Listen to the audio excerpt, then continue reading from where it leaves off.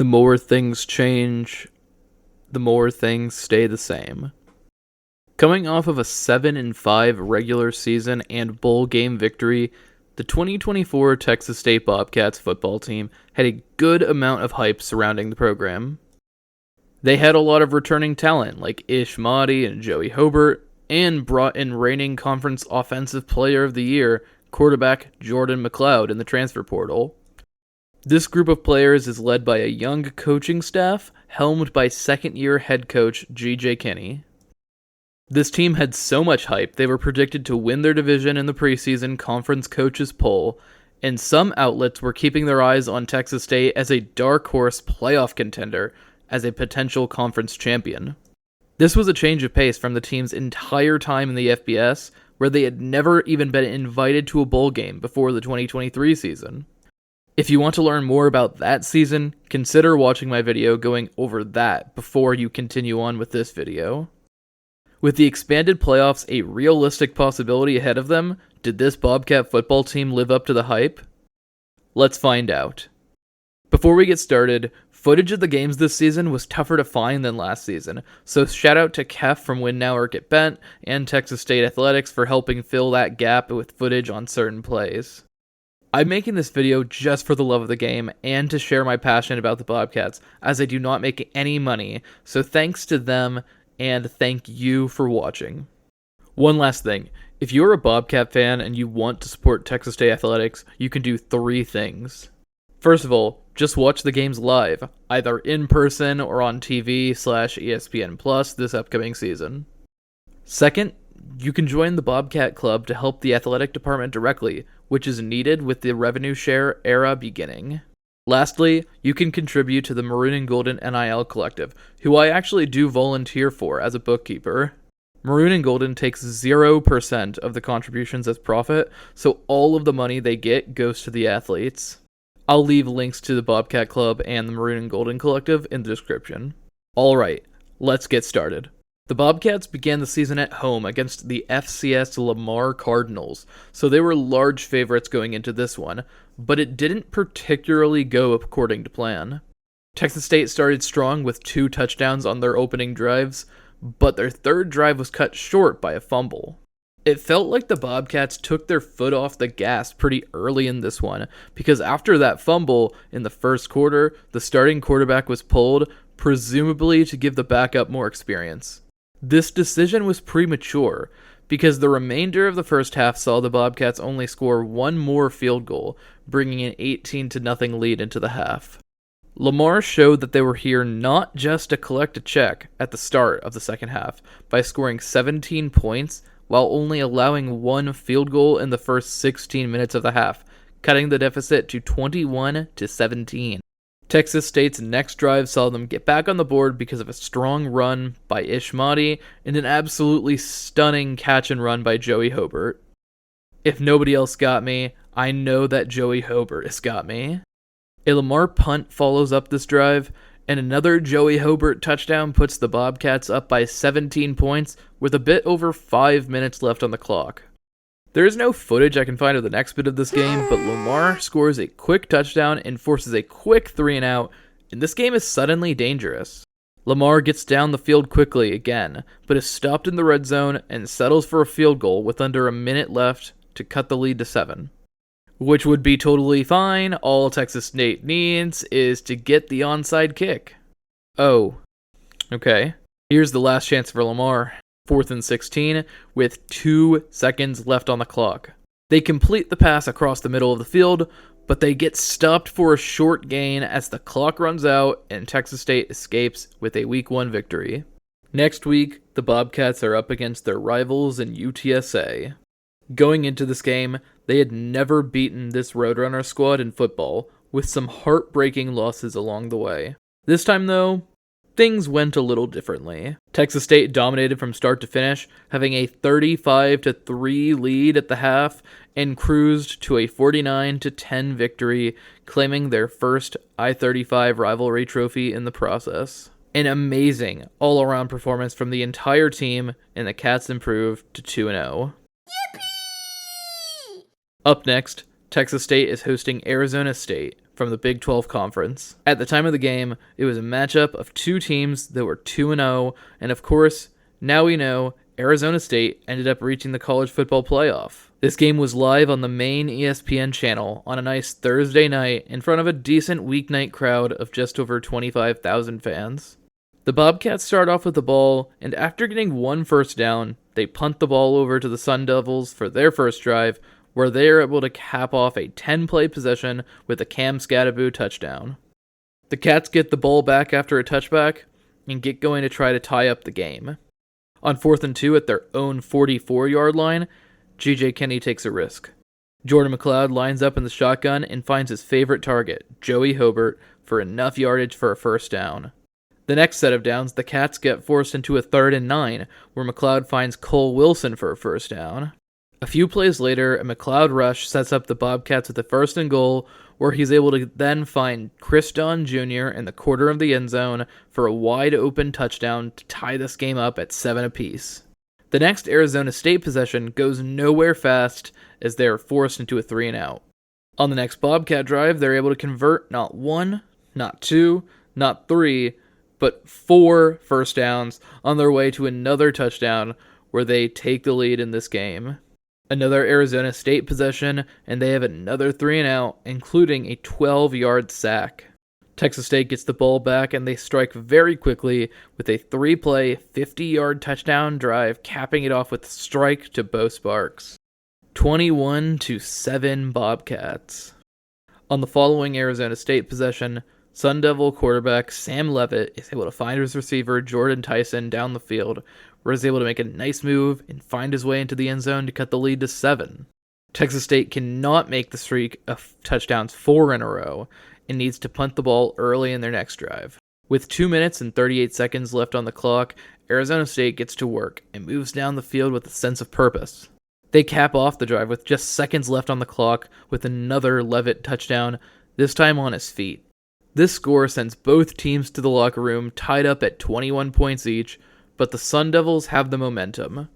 Thankfully for the Bobcats, the Arizona State drive to start off the second half sees them go backwards, and they punt the ball away after only 3 plays. A little bit of back and forth with no scoring leaves the ball back to the Bobcats getting close to the 4th quarter. This is when McLeod is able to find Jaden Williams along the sidelines for a 44-yard strike, even as he gets hit, to reclaim the lead for the Bobcats. On the following drive, Sam Levitt is able to make some magic happen on his feet to set up his team with great field position. Scadaboo punches his way into the end zone to tie this game up again at 28. The score remained that way until about 9 minutes left in the 4th quarter, where on the first play of the drive, running back Ish Mahdi fumbled the ball at the 11-yard line. Thankfully, the Cats on defense were able to hold the Sun Devils to only a field goal, but that does give Arizona State the lead with about 6.5 minutes remaining. On the next Bobcat drive, McLeod is able to get a first down on the first play of the drive, but follows it up with an interception on 3rd down. You know what? That ball was thrown deep down the field. Let's call it an arm punt by Jordan McLeod. A defensive stop on this possession sets up the Bobcats with the ball with 3.5 minutes left to go, still down by 3 points. It's 4th and 5, and there's no room for error now. McLeod drops back to pass, steps up in the pocket, and cannot connect with Cole Wilson. The Bobcats still have their timeouts, so they use them and get the Sun Devils to a 3rd and 8, where Scadaboo is able to get a first down, and that essentially secures the game. Some clock mismanagement from Arizona State gives the Bobcats the ball with a single second left on the clock, but a miracle does not come true and Texas State drops their first game of the season. In my memory, this one doesn't feel that bad, but recapping it now and reliving having that 21-7 lead does remind me how much this one stung. This game was a really strange one. I remember walking back to the parking lot after this game, chatting with my friends, saying that, you know, if this is our only loss and Arizona State somehow wins the Big 12, maybe we have a chance at the playoffs. Well, Arizona State did hold up their end of the bargain, but let's see how the rest of the Texas State season goes. Next week, the Cats travel to Houston, Texas to play in NRG Stadium, home of the Houston Texans, to take on in-state rival Sam Houston State. A group of 5 game like this in an NFL stadium is a wild place for a neutral venue game, but it's because of Sam Houston's recent move up to the FBS and needing to replace a game against FCS rival Stephen F. Austin that would have taken place in that stadium. It was a great environment for one game, but it also makes you really love the pageantry of a true college stadium. Focusing on the actual game on the field, this one is a particularly painful one to talk about, and you are soon to find out why. Honestly, this section of the video should just come with a trigger warning for Texas State fans, so if you are a Bobcat sicko, just skip ahead. Again, footage of this game is pretty tough to come by, so there are going to be some plays that I just don't have coverage for, but I witnessed right in front of me with my own eyes, so my sources, trust me bro. They're also in the play-by-plays from Texas State and ESPN, so there's that. One other thing in the news before this game was that Texas State was rumored to have received a verbal offer from the Mountain West Conference to join after many of their schools were announced to be leaving for the newly rebuilt Pac-12 conference. Texas State denied this offer, choosing to remain in the Sun Belt at the time, but there were also some initial rumors of interest from the Pac-12 as well. More on that later. Okay, that's enough avoiding it. I finally need to talk about it.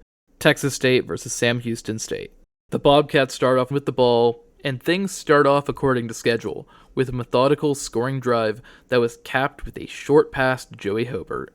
On the first Sam Houston drive, they get a first down, but on the following set of downs, Jalason Landry is able to force a fumble, which gets picked up by Kenny Haynes and returned all of the way to the end zone for a touchdown. The touchdown gets capped off with some trickery, with the holder David Nunez throwing a pass to convert a 2-point conversion. The following Bearcat possession is a 3-and-out, so Texas State is set up with the ball again in decent field position.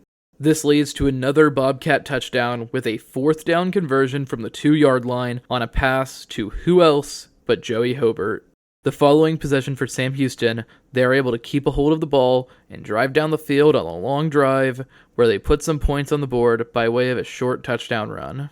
Nothing going on the next Bobcat possession, so they punt it away to the Bearcats, who are able to score again, cutting the lead to 22-14.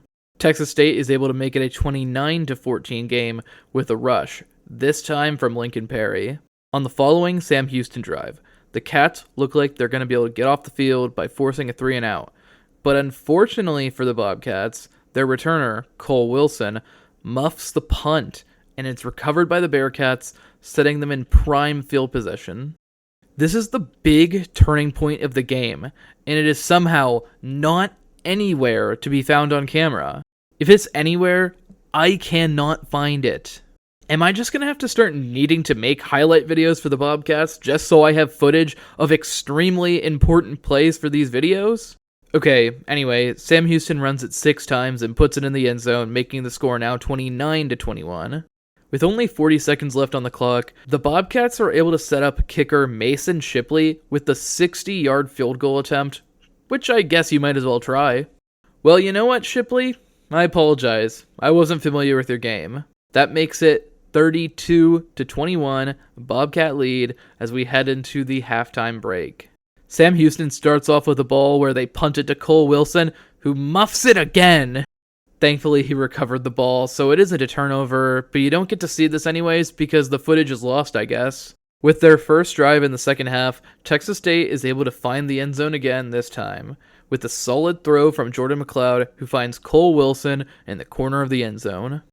The Bobcat lead is now 39-21, but spoiler alert, these are the last points Texas State will score in this game.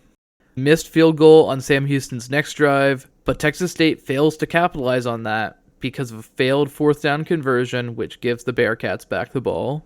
After a drive, the Bearcats do their best Eagles impression and score a touchdown via the tush push. Sam Houston fails their 2-point conversion, so the score is 39-27. Another Texas State failed 4th down conversion, this time, and I am serious, at their own 24-yard line, gives Bearcats perfect field position. They, of course, are able to score another short rushing touchdown on their following drive to cut the lead to only 5 points. Now in the fourth quarter, Texas State punts the ball away on the first possession of the quarter, giving Sam Houston back the ball. Those Bearcats move it down the field, give their kicker a 46-yard field goal attempt, which he makes, cutting the lead to only 2 points now. A great Texas State kickoff return sets them up on the Sam Houston side of the field. However, they are not able to take advantage of that kickoff, and not only cannot score a touchdown, but they miss a 36-yard field goal. Just under 7 minutes remaining, and Sam Houston gets the ball, where they methodically bring the ball down the field to the red zone. At this point, the entire stadium knows what is going on. Texas State uses their timeouts, but Sam Houston runs the clock down to under 10 seconds and kicks a 24-yard field goal, giving them their first lead of the game at 40-39 points. No! Texas State gets one play to make a miracle happen, but it just isn't meant to be on this afternoon in Houston, and the Bobcats drop their second one-possession game in a row. Massive swing plays make up the difference in this game. Texas State was fortunate enough to get the fumble return for a touchdown in the first quarter, but the muffed punt, 2 failed 4th and 1s in the third quarter, and the short missed field goal in the fourth quarter was too much to overcome. At this point, the faraway dream of the college football playoff was over, but it's now time for conference play and time to see how the Bobcats can do. Bobcat fans, you can tune back in now. I'm finished talking about that game. Let's talk about a fun game for a change now. For this game, the Bobcats are leaving the state of Texas for the first time this season as they take on the Troy Trojans. Troy has been kryptonite for the Bobcats so far since they joined the Sun Belt, with the Cats not defeating the Trojans in conference going into this game. Troy in recent history has been among the better teams in conference, but this year they've had a poor start, going into this game with a 1-4 record. Let's just say the Bobcats' poor history against this team changed on this Thursday evening in early October. Being on a Thursday, I was watching this game on the nice television screens at Evo Entertainment in San Marcos because I was running my Super Smash Bros. Melee tournament that evening. I had a fun game to watch that night, as it starts with a good defensive possession by the Bobcats, forcing a punt on the first Trojans drive. On the first Bobcat drive, McLeod gets the ball down the field through the air and on his feet to set up Ish Monty with an opportunity to punch the ball into the end zone, which he does. A couple punts back and forth, and now Troy has the ball with 7 minutes left in the first quarter. Troy does have a nice long run up the middle, but a couple plays later, they fumble, giving the Bobcats possession and momentum. This drive was the Jaden Williams show as he caught 3 passes, including the touchdown reception, to make it 14-0 for the Bobcats. A couple back and forth punts gives Troy the ball shortly into the second quarter, where they get on the board making it 14-7. Texas State is able to reestablish that 14-point lead when Cole Wilson gets a couple steps on his defender and is found open down the sidelines for a pass and catch for the touchdown. Troy's next drive sees them get to the Bobcat side of the field, but are not able to put the ball in the end zone, so they settle for the field goal to make the score 21-10. Texas State's next drive sees Joey Hobart catch a slightly underthrown ball to score another touchdown and make the score 28-10. The Cats catch a break near the end of the half on the next Troy possession as Jordan Polk is able to punch the ball out to prevent a touchdown after a catch and run up the middle. The second half is largely more of the same as the Bobcats score a touchdown via a Jordan McLeod run and a field goal, while the Trojans score 1 touchdown in the third quarter to make the score 38-17. Neither team scores in the fourth quarter, so Texas State is able to secure this relatively comfortable victory to get back in the win column. Up next, Texas State is back at home against the Arkansas State Red Wolves, who are coming into this game with the same record as the Bobcats at 3-2, and are 1-0 in conference so far as well. This game was nowhere near close on the scoreboard, so I'm just going to cue up the highlight reel of Texas State scores. It was quite a good game to show off in front of the home crowd because it is family weekend and the team is playing in front of a sellout crowd of 28,000 here at UFCU Stadium. This game was 17-9 at the half, but the second half really is where the Bobcats pulled away and made this one a blowout, outscoring Arkansas State 24-0 in the final 30 minutes of play. Texas State scored 41 points this game and gained 591 yards on offense. Arkansas State was able to gain 384 yards, but turned the ball over twice and were forced to settle for field goals after 50-plus yard drives 3 times. Texas State, on the other hand, had 9 true drives, and 5 were touchdowns, and 2 ended in field goals. This brings up the Texas State record to 4-2, with a 2-0 start to conference play. Next up on the schedule is a road trip to Norfolk, Virginia, to take on Old Dominion. And it really seemed like the Texas State offense did not make the trip on this afternoon.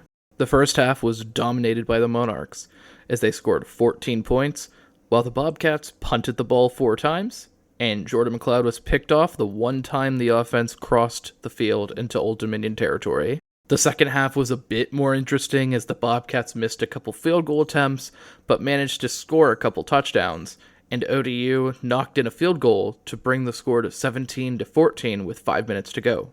Texas State still had a couple timeouts, and just needed a stop, so this game was still within reach, but the defense needed to step up. Unfortunately, ODU got moving quickly, and got a couple first downs to take time off the clock and get the ball into Bobcat territory. Texas State calls a timeout with just over 2 minutes to go, with Old Dominion facing a 3rd and 5 from the Texas State 34. The Bobcat defense makes a play and forces a 4th and 2 now. Make a stop on this play, and you give your offense a chance. Allow a first down, and this game is sealed away. And the Old Dominion running back Aaron Young is able to bounce off a tackler to gain just enough yardage to secure the first down. Also, to add insult to injury, the ODU quarterback is able to run it in for 28 yards out to make it a 24-14 lead. Oh, and to make things even worse, McLeod throws an interception on the first play of the Bobcats' following possession, which puts the final nail in this coffin. Bobcats fall to 4-3. Back at home on a Tuesday evening this time, they're hosting Louisiana, who has been another thorn in the side of the Bobcats. But hey, the Cats have beaten 2 of their demons this season, so maybe they can conquer one more tonight. I do have to insert a quick point of my personal life. I was at this game, and I was actually very happy this game was on a Tuesday instead of it being on a Saturday like typical, because I would not have been able to attend this game as I was getting married that upcoming Saturday. So, shout out to ESPN for selecting this game to be a midweek television game and not making me choose between attending my own wedding and a college football game. This game wound up being another defensive battle for the most part. Texas State had a couple of drives in the first quarter where they managed to bring the ball within the 10-yard line of Louisiana, but on both occasions, they were forced to settle for short field goals.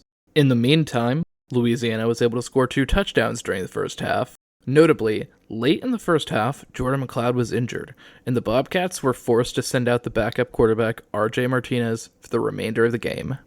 On the first Louisiana drive of the second half, the Bobcats were able to hold the Raging Cajuns to only 3 offensive plays before they needed to punt it, and it was a short one at that. On the Bobcats' first possession of the half, they are able to slowly but surely move the ball down the field to set up a run up the middle by Ishmael to score a touchdown. The Cats were able to follow up that touchdown with a 2-point conversion to tie the game at 14 each.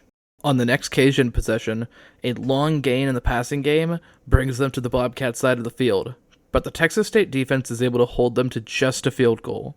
Disaster strikes on the next Bobcat possession, as Ishmael does get off to a nice run, but he fumbles the ball and it is picked up by the Cajuns as he got across midfield. This drive for Louisiana leads to another field goal as they extend the lead to 20-14. On the following Bobcat drive, chunk plays are the name of the game as 3 completions of over 15 yards bring the ball down to the Louisiana red zone again. Unfortunately, just like the first half, this trip inside the Cajun 10-yard line leads to another field goal, making the score 20-17. Louisiana has a 31-yard gain to bring the ball to Texas State territory, but stall there and kick another field goal to get their lead back to 6 points. 7 minutes remain on the clock, so this might be the last opportunity for the Bobcats to make something happen on offense. Early in the drive, they're taking advantage of this opportunity as they move across the 50-yard line to the Cajun side of the field. A 12-yard run by Torrance Burgess gives the Bobcats a great chance to keep this drive going and possibly score. However, RJ Martinez drops back to pass, and his pass is picked off by Tyrone Lewis. Now, the only way the Bobcats can win this game is by forcing a punt, and thankfully, they have all 3 timeouts to work with to try to save some time on the clock. On the first set of downs, the Cats bring the Cajuns to a 3rd and 6, but a 15-yard run gets them a first down. On the next set of downs, there's another 3rd down this time, with 2 yards to gain. Texas State has used their last timeout, so it's now or never. Gotta get a stop here. And they cannot do it, as the Cajuns gain 7 yards on the run to seal this game and hand to Texas State their 4th loss of the season. We are now 8 games into the season, and the Bobcats are 4-4 and are 2-2 in conference. A conference championship would certainly be a long shot with Louisiana being 4-0 in conference. But you know what? Sometimes if you keep winning, anything can happen, so that's still up in the air. The next game is on the road and is in a rainy Monroe, Louisiana. The rain causes this game to be a very run-heavy attack for the initially led Jordan McLeod run offense, and continued to be so when the Bobcats switched to true freshman quarterback Brad Jackson. This channel is run by a true Brad Jackson believer, so I won't let any trash talk about my GOAT in the comments to go unchallenged. Anyway, yeah, the Bobcats start this game going up 28-0 in the first half. ULM does score a couple touchdowns in the third quarter to make it a bit of a game, but the chance of victory never went below 95% for Texas State as they cruised to a victory by a score of 38-17. This brings Texas State's record on the season to 5-4 with 3 games remaining in the regular season. An important hurdle for the Cats to cross is bowl eligibility, which they will reach with 1 more victory. Next game is at home against Southern Mississippi. This was a fun one. You know what? Just roll the tape.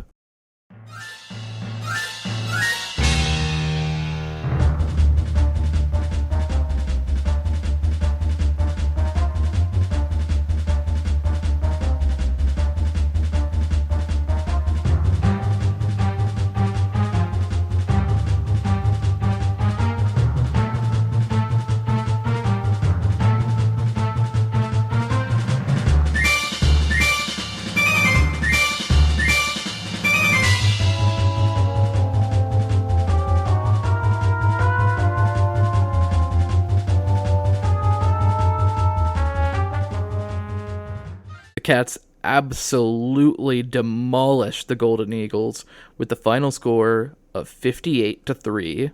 This does indeed bring the Bobcats to bowl eligibility for the 2nd year in a row. The hype was less than last year's 6th win because it was a repeat, but it is still cause for celebration. They celebrated this milestone like they did last year by jumping in the San Marcos River.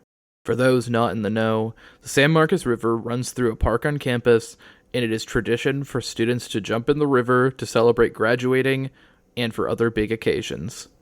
Next game up is also at home, and it was the one regular season Texas State game at the state of Texas that I missed this season. I had another wedding to go to. It happens. I missed another frustrating game here. Okay, so here's the thing. The Texas State defense just looked silly today. Mistake after mistake by the defense piled up on this game, and the Panthers, oh good heavens, scored 38 points just in the first half. At halftime, it was 38-21. The offense did score a lot of points, but then there was also tons of mistakes by the offense, with a total of 4, count 'em, 4 turnovers. These came by way of 2 interceptions and 2 fumbles. And don't forget to throw in a turnover on downs at the 1-yard line as well. All of these mistakes led up to this game being never really within reach in the fourth quarter, because even though the game did end up being 52-44 in the end, Georgia State's chance of victory never dropped below 99% in the final quarter of play. This brings us to the final game of the regular season, on the road against South Alabama. This game is another victim of essentially no footage being available online, unfortunately, so bear with me on this one. This game wound up being quite the shootout, with both squads going blow for blow through the entire duration of the game. This game was essentially around a one-possession contest the entire time, so it was a real wild one to keep an eye on. The first half fit that back-and-forth script, as the Jaguars took a 28-21 lead to the locker room. A couple of 3-and-outs back and forth give South Alabama the ball at midfield, but in the first play of this drive, quarterback Gio Lopez is intercepted by Terry Webb, giving the Cats back the ball with some momentum on their side. On this Bobcat drive, they keep the ball on the ground the entire time, rushing it down the field with a few chunk plays along the way. Eventually, the Bobcats get the ball down into the red zone, where it's time for Lincoln Perry to tie up the game. South Alabama's next drive ends similarly to the previous time, with the fumble by Gio Lopez giving Texas State great field possession at the South Alabama 29-yard line. The Bobcats aren't able to take great advantage out of this field position, unfortunately, as they are forced to settle for a field goal that still takes the lead of the game. South Alabama responds quickly with the 3-play drive going down 75 yards. Texas State's next possession is another long drive, taking 12 plays to move the ball 90 yards down the field and reclaim the lead 38-35. The Jaguars get the ball back again with a chance to keep up the game of scoring ping pong. They get a few first downs right away, but on a 2nd and 9 from the Texas State 40-yard line, Gio Lopez is hit while releasing the ball, and the ball is picked off and returned down the field for a touchdown. The next drive for South Alabama takes up a lot of clock and leads them to settling for a field goal and only leaving 1 minute and 30 seconds left on the clock. At this point, all that is left is for Texas State to secure the onside kick and get 1 first down to finish off this victory and repeat another 7-5 regular season. Yep, just like last year, another 7-5 regular season is in the books again for Texas State. Another bowl game is coming up for the Bobcats, and just like last year, social media was abuzz with what game it was going to be. My most likely prediction was going to be the Frisco Bowl, but on Bowl Selection Day, the surprise was that Texas State would be going to the First Responders Bowl again. Last year, in the First Responder Bowl, Texas State took down Rice University from the American Athletic Conference and drank all of the beer from SMU's Gerald Ford Stadium. This year, Texas State will be up against North Texas, also from the American Conference. With North Texas being in Denton, which is a much closer drive to Dallas than San Marcos is, there was some expectation that the crowd at the game would be more favorable to UNT. But on game day, the crowd distribution was in favor of the Bobcats. The crowd filled out the stadium well, and they were in for a good game. North Texas began the game with the ball, and their first drive ended in a punt, while the first Texas State drive ended in a field goal, getting the scoring going and taking a 3-0 lead. North Texas responded with a touchdown pass of 46 yards to take the lead 7-3.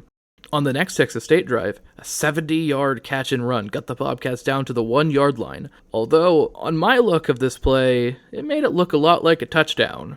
A few plays within the North Texas 5-yard line, including another run that really could have used another look, ended short of the goal line, and the Cats were forced to settle for 3 points again. The second quarter began with the Mean Green scoring another touchdown to extend their lead to a margin of 14-6. Another Texas State drive, and another field goal was kicked to cut the lead down to 5 points. UNT's next drive saw them get a couple of first downs, but ultimately, they punted the ball away to the Bobcats. Texas State's next drive was a march down the field that ended with the touchdown pass across the middle of the field to Jaden Williams for 24 yards. The Mean Green drove the ball down the field to the Texas State red zone on their next possession, but Manny Nunnery was able to intercept the ball to put an end to the North Texas scoring opportunity.